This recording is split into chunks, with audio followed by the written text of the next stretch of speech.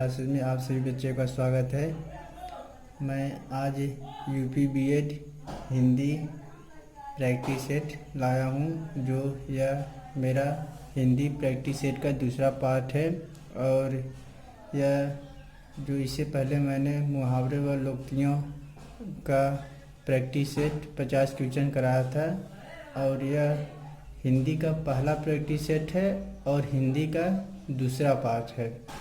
तो वही दिन दोस्तों, मैं यूपी बीएड के कट ऑफ के बारे में बता रहा था। जो यह पार्ट इतना तक लगभग नहीं आया था कैमरे में, तो चलिए हम बता देते हैं। तो यूपी बीएड 2020 का कट ऑफ इस साल लगभग जनरल वालों का 260 से 270 तक जा सकता है, और ओबीसी का 250 से 260 के बीच, और एससी का 240 से 250 के बीच। क्योंकि 2019 में जब मैं बीएड किया था तो जनरल वालों का 250 से 260 गया था, और बीसी का 240 से 250 तक गया था, एससी का 230 से 240। तो इतना तो मैंने सब बता दिया था। तो चलिए आइए दोस्तों, हम यूपी बीएड एंट्रेंस एग्ज़ाम का पहला प्रैक्टिस सेट हिंदी कराने जा रहा हूँ, जो मैंने यह बहुत मेहनत से और पूरे अच्छे से क्वेश्चन को छाट कर किया हूँ, जो मैंने एग्ज़ाम में दिया था। और जो प्रश्न और जहाँ जहाँ से प्रश्न आए हैं और कितना कितना हर टॉपिक से पूछा गया था, मैं उसको सबको कवर किया हूँ इसमें। यह समझ लीजिए एक यूपी बीएड एंट्रेंस एग्ज़ाम का एक सबसे बेहतरीन और सबसे अच्छा प्रैक्टिस सेट है। इसी तरह से यूपी बीएड 2020 एंट्रेंस एग्ज़ाम में आएगा हिंदी पेपर। तो चलिए हम शुरू करते हैं। पहला क्वेश्चन एक से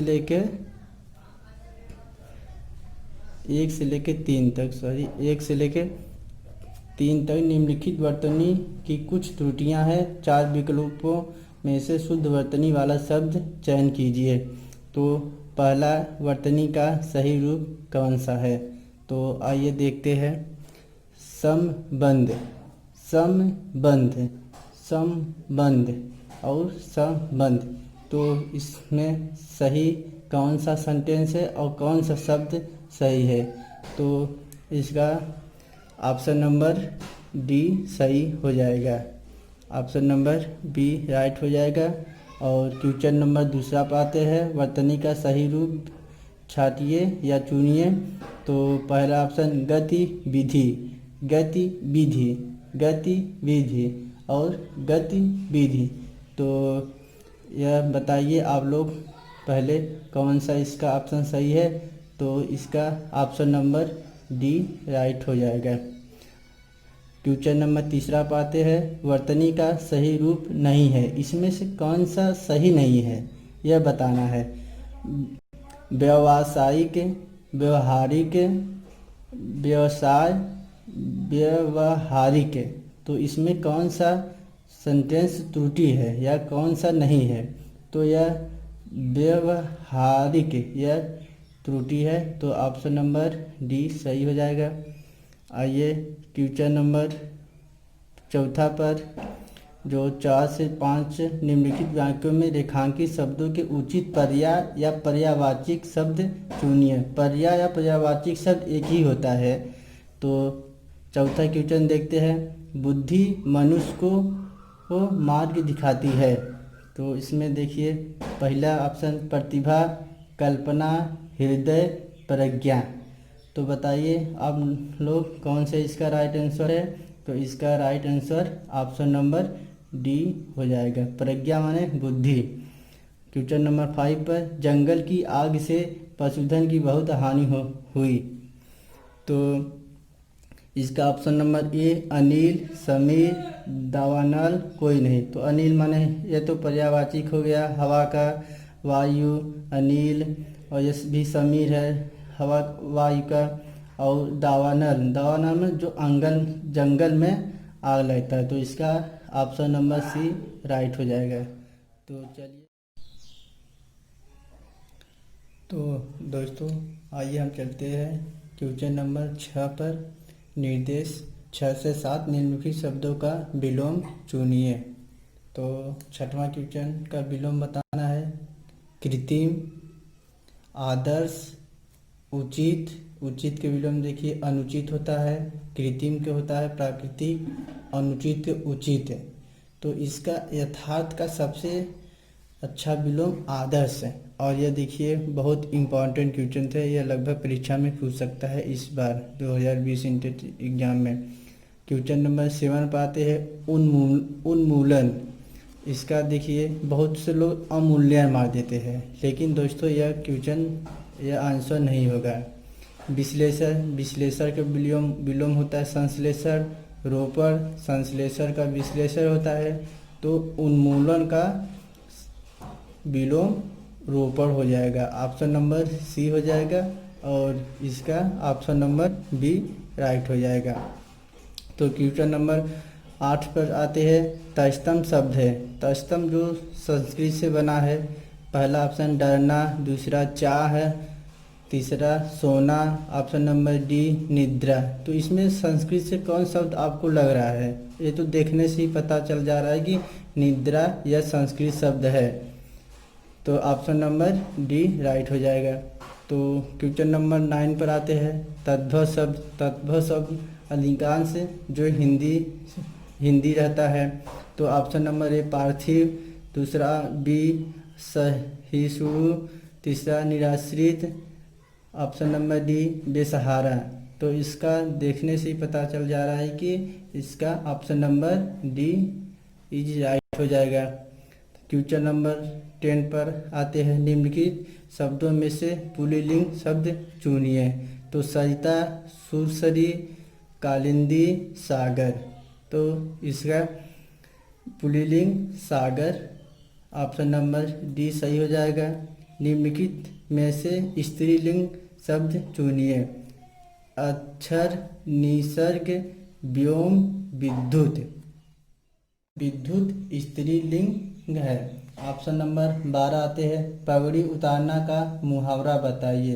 पगड़ी उतारना का मुहावरा, ऑप्शन नंबर ए विश्राम करना, ऑप्शन नंबर बी अवभगत करना, ऑप्शन नंबर सी सेवा करना, ऑप्शन नंबर डी बेइज्जती करना। तो किसी का पगड़ी उतारना यानी बेइज्जती करना, option number D is right.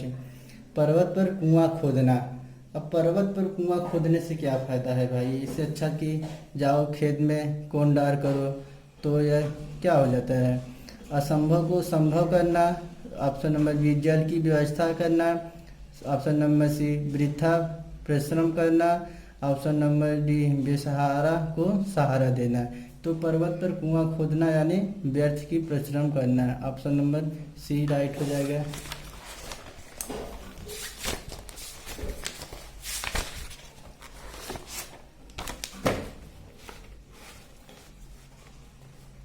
अब क्वेश्चन नंबर हम 19 पर आते हैं। ये 13 हो गया, सॉरी।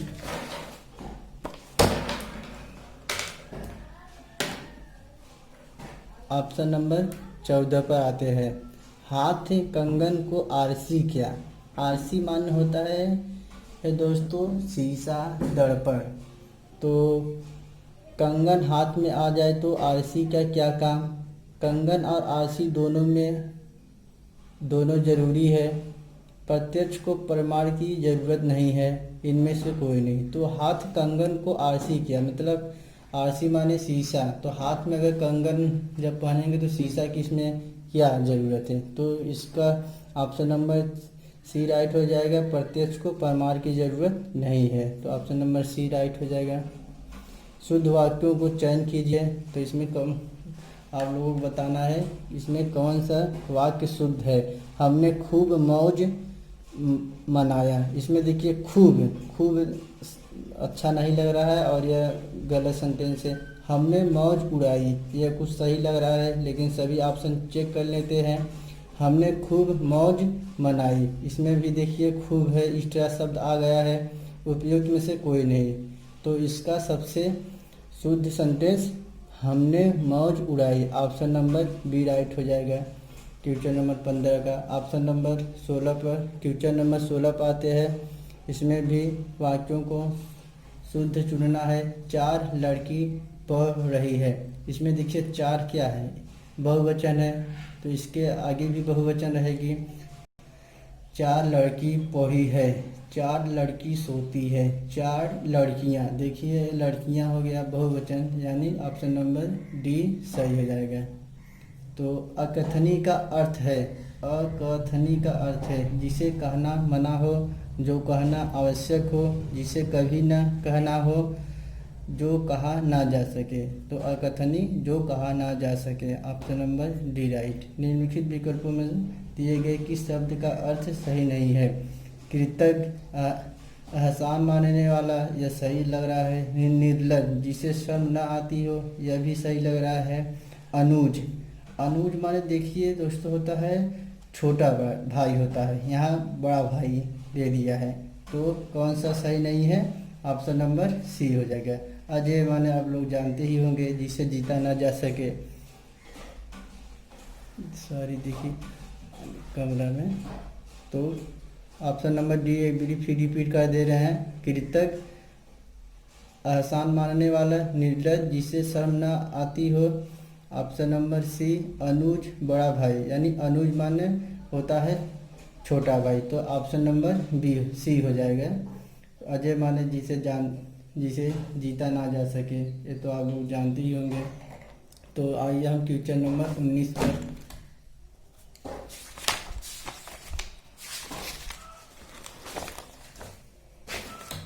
क्वेश्चन नंबर हम 19 पर आते हैं दोस्तों। हर 15वें दिन आने वाला, अब हर 15वें दिन आने वाले वाक्य को एक शब्द क्या कहते हैं? यानी मासिक, या तो भाई महीने में आता है,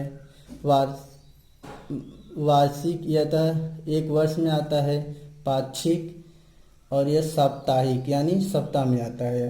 तो 15वें दिन, अब तो यही सही हो जाएगा, ऑप्शन नंबर सी, पाक्षिक। क्वेश्चन नंबर 20 में आइए। तदेव का संधि विच्छेद बताइए। तदेव, तत् धन एव, तत् धन एव, तत् धन इव, तत् धन इव, तो इसका संधि विच्छेद करना है, तो ऑप्शन नंबर ए राइट हो जाएगा, तत् धन एव। तदेव कौन सा संधि है? यह गुण संधि है, जिसमें ए ओ आर आता है, वह गुण संधि होता है।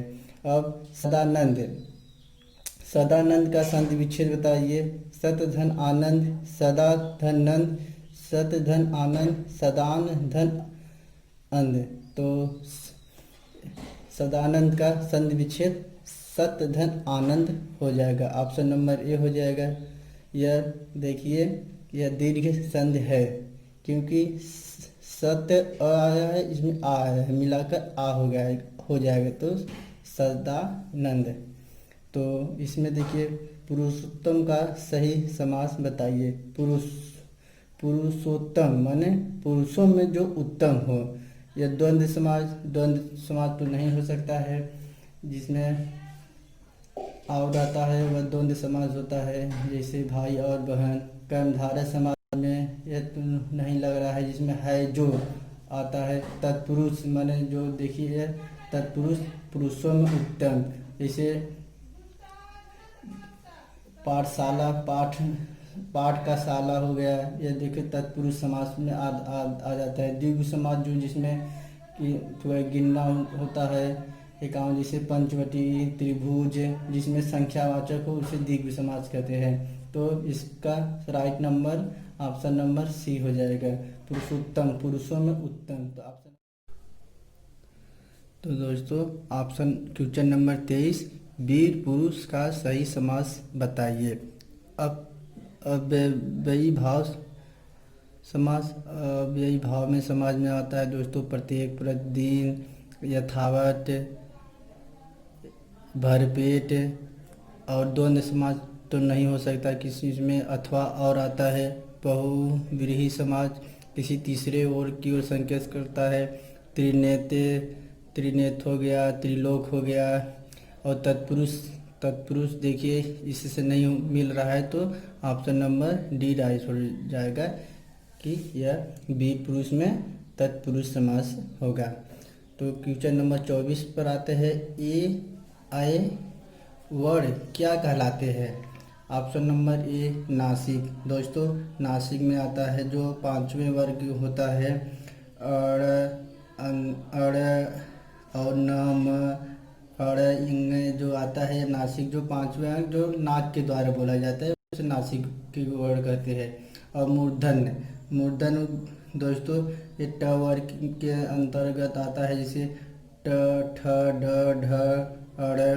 और मूर्धन्य जो आपके ऐसे बोलेंगे कि आपका जो ओठ है वह ऊपर उठ जाए, ऊपर ऊपर छू दे, जैसे ट ठ। आपका ओठ, आपका जीभ ऊपर की ओर मुड़ रहा है तो उसे ही मूर्धन कहते हैं। ओष्ठ दोस्तों होता है प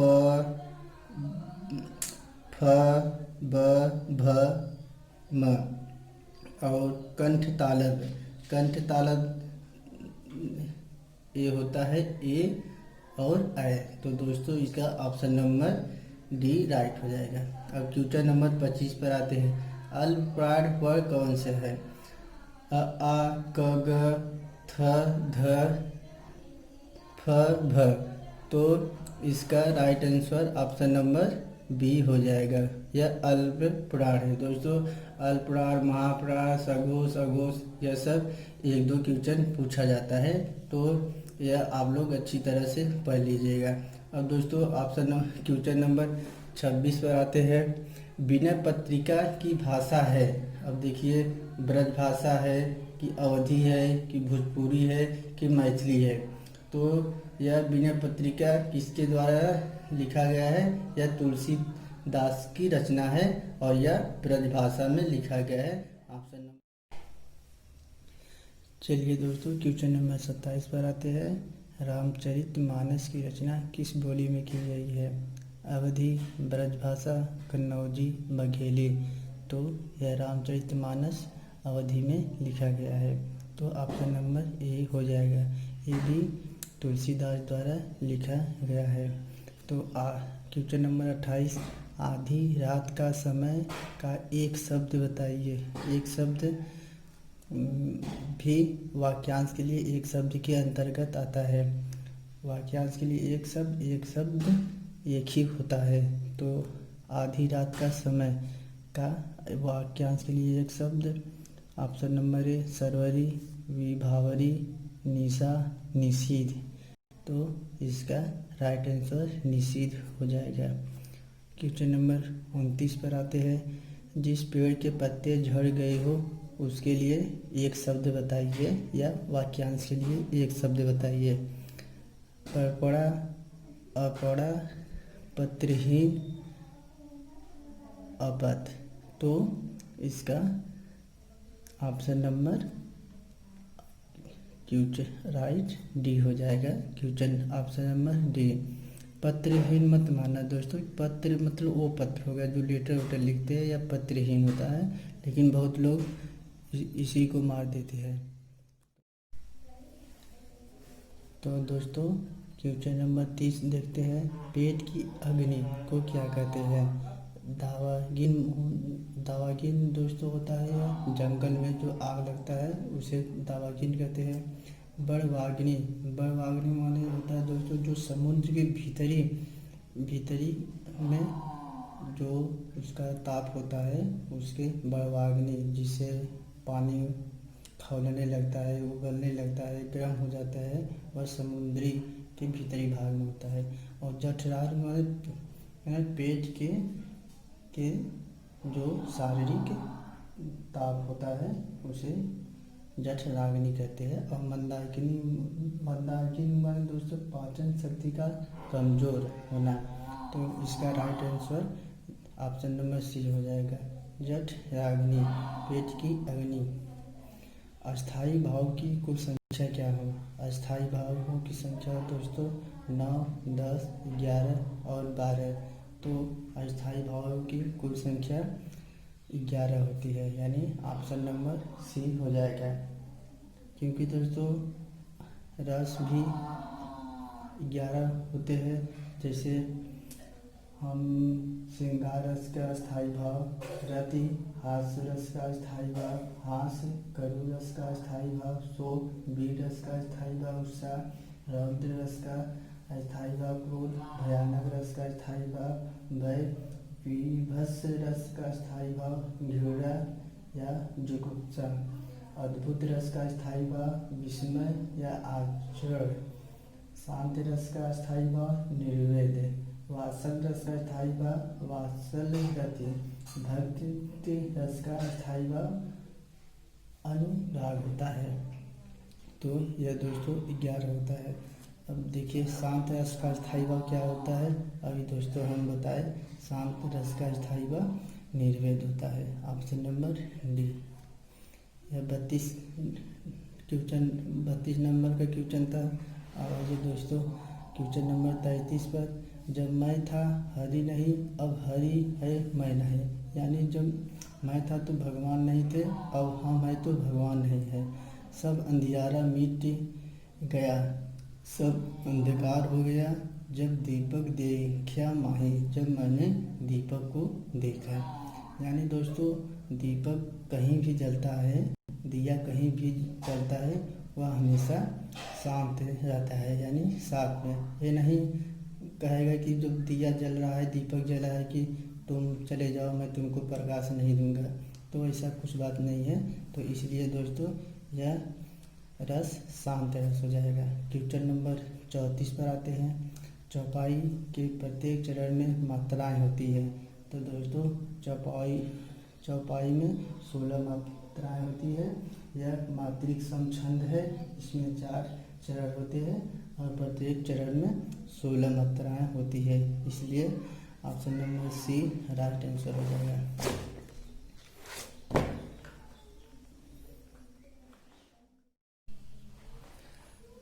तो दोस्तों क्वेश्चन नंबर 35 देखते हैं। जय हनुमान ज्ञान गुण सागर, जय कपीस तिहुँ लोक उजागर में कौन सा छंद है। तो ऑप्शन नंबर ए सोरठा, ऑप्शन नंबर बी चौपाई, ऑप्शन नंबर सी दोहा, ऑप्शन नंबर डी बैरव। तो सोरठा में दोस्तों इसके प्रथम और तीसरे चरण में 11 मात्राएं तथा दूसरे और चौथे चरण में 13 मात्राएं होती है।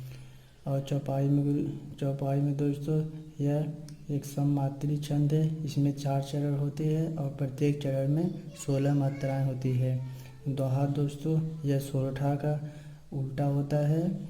इसमें प्रथम और तीसरे चरण में 13 मात्राएं तथा दूसरे और चौथे चरण में 11 मात्राएं होती है। दोस्तों यह बीएड में कभी नहीं पूछा गया है, लेकिन ऑप्शन दे दिया गया है। तो दोस्तों ऑप्शन नंबर 35 का इसमें कौन सा छंद हो जाएगा, सोरठा छंद। ऑप्शन नंबर ए राइट हो जाएगा। तो दोस्तों हम आते हैं ऑप्शन नंबर क्वेश्चन नंबर 36, धुंधला शब्द में विशेषण है। तो ऑप्शन नंबर ए संख्यावाचक विशेषण। दोस्तों संख्या तो इसमें संख्या का बोध तो नहीं है, इसलिए नहीं होगा। गुणवाचक विशेषण, हाँ दोस्तों गुणवाचक विशेषण हो जाएगा, क्योंकि धुंधला, मीठा, गोरा ये सब आपका गुणवाचक विशेषण है। तो यह क्वेश्चन नंबर 36 का ऑप्शन नंबर बी राइट हो जाएगा। सर्वनामी दोस्तों जो सर्वनाम की विशेषता बताता है, जैसे वह, वे, यह, ये सब सर्वनामी विशेषण के अंतर्गत आता है। ऑप्शन क्वेश्चन नंबर 37, वह थोड़ा बीमार है। तो इसमें दोस्तों थोड़ा क्या है, तो ऑप्शन नंबर ए परिमाणवाचक क्रिया विशेषण। दोस्तों परिमाणवाचक क्रिया विशेषण में अधिक, कम, पर्याप्त, कुछ, बहुत, थोड़ा, अत्यंत आ जाता है। और कालवाचक के क्रिया विशेषण में दोस्तों आपका अभी, फिर, कभी, निरंतर, घड़ी, तत्पश्चात, शीघ्र ये शब्द आता है। और स्थानवाचक क्रिया विशेषण में इधर, उधर, किधर, भीतर, अंदर ये सब आता है।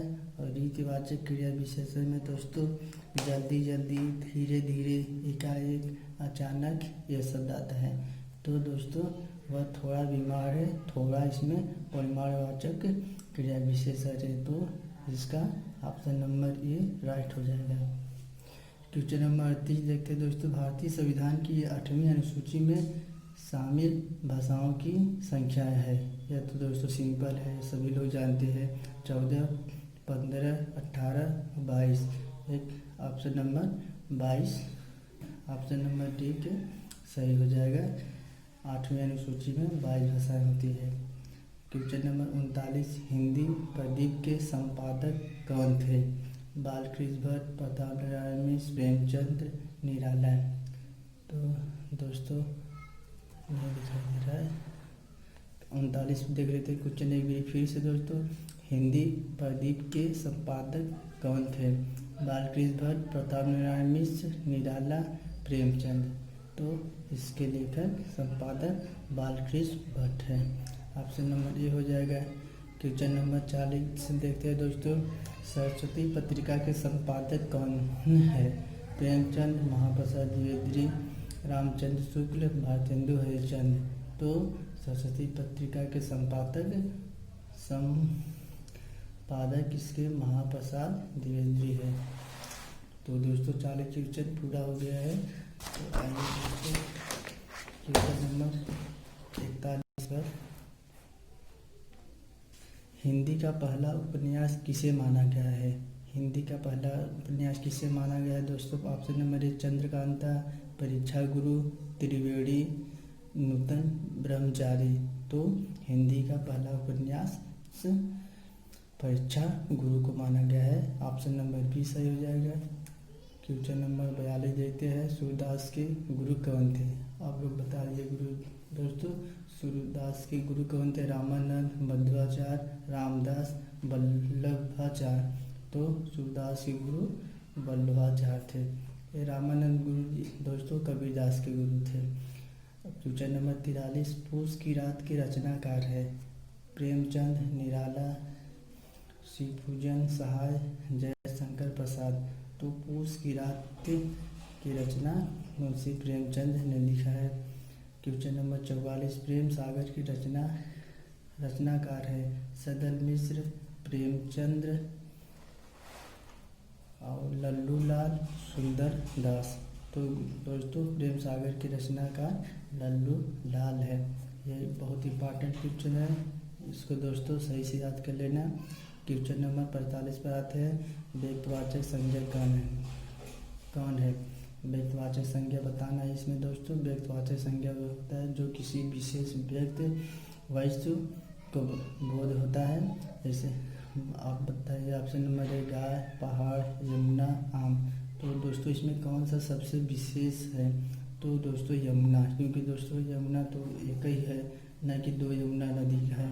हिमालय है, ताजमहल है, ये सब व्यक्तिवाचक संज्ञा के अंतर्गत आते हैं। क्वेश्चन नंबर 46, समूहवाचक संज्ञा है? टीम, घी, नदी, राम।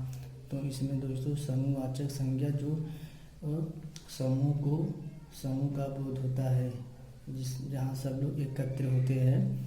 जैसे इसमें टीम दोस्तों, टीम में एक लोग नहीं रहते हैं, बहुत लोग मिलाकर टीम बनता है। तो इसका ऑप्शन नंबर ए राइट हो जाएगा।